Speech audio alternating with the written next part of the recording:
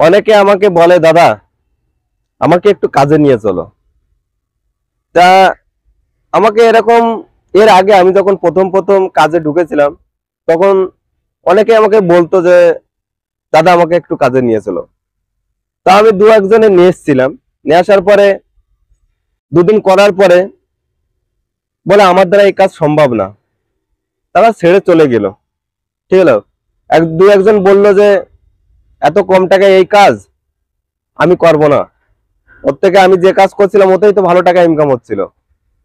তা আমি তাকে বলেছিলাম, দেখ তুই যে কাজটা করছিস ওই কাজটা তুই জানি না কত দূর আগাতে পারবি, কিন্তু এই কাজটা শেখ, হয়তো তুই একদিন একটা ভালো জায়গায় পৌঁছাতে পারবি। ঠিক আছে।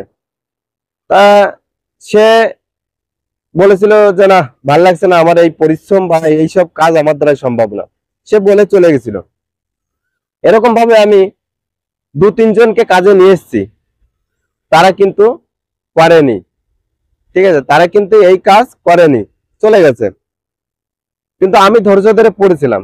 ঠিক আছে, যে যাই হোক জীবনে তো কিছুটা একটা করে খেতে হবে, তো নাই আমি এই কাজটাই করে খাবো। সেই ভাবে আমি কিন্তু দীর্ঘদিন ধরে এই কাজটা, ছোট হোক বড় হোক, যত কষ্টই হোক, আমি কিন্তু কখনো কামাই দিইনি। আর আমি কখনো এই জিনিসটা নিয়ে আসিনি যে এই কাজটা আমি করবো না, বা এই কাজটা করে খাবো না, বা এই কাজটা ছোট, বা এই কাজটা আমার দ্বারা সম্ভব না, এরকম কিন্তু আমি কখনো ভাবিনি। ঠিক আছে। তো করেই যাচ্ছি করতে করতে আজকে কাজটা শিখেছি। যাক, কিছু হলেও সংসার চলছে আমার, আমার পরিবারের আপদ বিপদের পাশে থাকতে পারছি, আমার নিজের খাওয়া চলছে, আমি নিজে ভালোভাবে চলতে পারছি, কারোর কাছে আমার হাত পাততে হচ্ছে না, বা আমার কাজের, এখন যে কোনো জায়গায় গেলে আমি একটা কাজ না একটা কাজ জোগাড় করতে পারবো, কারণ সেইভাবে আমি কাজটা শিখে নিয়েছি। ঠিক আছে। যাই হোক, যদি এই জায়গা থেকে কাজ ছেড়ে দিয়ে আমি হয়তো 10 দিন পরে অন্য কোনো জায়গায় একটা কাজে লেগে যেতে পারবো, কারণ আমার কাজ জানা আছে, আমি যে কোনো জায়গায় গিয়ে কাজে লেগে যেতে পারবো। তা যেসব মানুষকে আমি নিয়ে এসেছিলাম সেই সময়, তারা কিন্তু ছেড়ে চলে গেছিল। তারা কিন্তু সেই তারা কিন্তু এখনো বাড়ি সেইভাবেই ঘুরে বেড়ায়, সেইভাবেই কাজ করে। ঠিক আছে। জানি না কত টাকা তারা জমাইছে, আমি কিন্তু বেশি টাকা পয়সা জমাতে পারিনি। আমার কি হয়, আমার কোনোতে অভাব হয় না, খেয়ে পড়ে সুন্দরভাবে সংসার চলে যায়, অল্প কিছু থাকে আপদ বিপদের জন্য।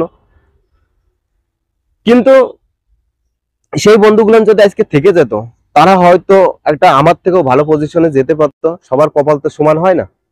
আমি হয়তো একটু কম আগে বাড়তে পেরেছি, তারা হয়তো আরো আগে বাড়তে পারতো, আমি জায়গাতে নিয়ে এসেছিলাম। এখনো অনেকে বলে যে দাদা কাজে নিয়ে চলো, কিন্তু আমি সেই মানুষগুলোর এখনো বলি যে তোমরা এই কাজটা পারবে না, কারণ এই কাজটাই যে মেন সমস্যা, সে হচ্ছে তোমাকে একটা আটকা জায়গায় 10টা ঘন্টা তোমাকে থাকতে হবে। দ্বিতীয়ত, আহ, তুমি মোবাইলটা ঠিক মতন চালাতে পারবে, বাড়ি থাকলে হয়তো 3-4 ঘন্টা মোবাইলের পিছনে দাও, সেই 3-4 ঘন্টা মোবাইলের পিছনে তুমি দিতে পারবে না। নিজের ইচ্ছা মতন কোথাও যেতে পারবে না, কোনো পুজো আচরা, কোনো ছুটি ছাটা, এগুলো নিজের ইচ্ছা মতন করতে পারবে না। সে তোমার যে সিনিয়র থাকবে সে যেভাবে দেবে তোমাকে সেভাবে করতে হবে। ঠিক আছে। তো এই একটা সমস্যা থাকে। তো এইসব সমস্যার জন্য অনেকে করতে পারে না। আর পুজো আচরা আসলে তুমি ছুটি পাবে না, পুজো আচরা তোমাকে এখানে কাটাতে হবে, যা দেখার তুমি এর মধ্যেই তোমাকে দেখতে হবে। তুমি পরিবারের সাথে গিয়ে টাইম দিতে পারবে না বেশিটা টাইম। ঠিক আছে।